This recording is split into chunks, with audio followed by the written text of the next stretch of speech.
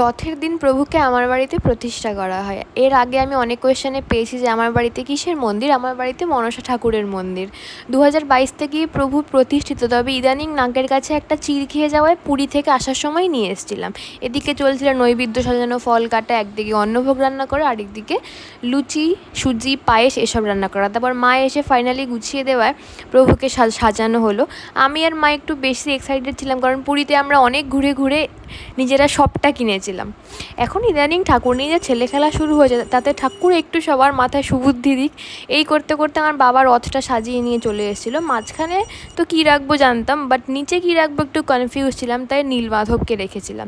তারপর হলো অঞ্জলির পর ভোগ নিবেদন করতে একটু সময় লেগে গেছিলো, কারণ রান্না করতে একটু লেট হয়ে যায়। তারপর ভোগ নিবেদন করে হলো ভোগ আরতি, দেন হলো হোমযজ্ঞ। তারপর যা হয় প্রসাদ বিতরণ করা, তাই করলাম। এটা ছিল আজকে আমার লুক। তারপরে যেহেতু বৃষ্টির একটা ব্যাপার ছিল, তাই আমি রথ নিয়ে তখনই বেরিয়ে পড়েছিলাম। রথ টেনে নিয়ে গেছিলাম পিসির বাড়ি। ব্যাস শেষ। জগন্নাথ দেব সবাইকে ভালো রাখুক, নিজেও সুস্থ থাকুক। Thanks for watching, tata.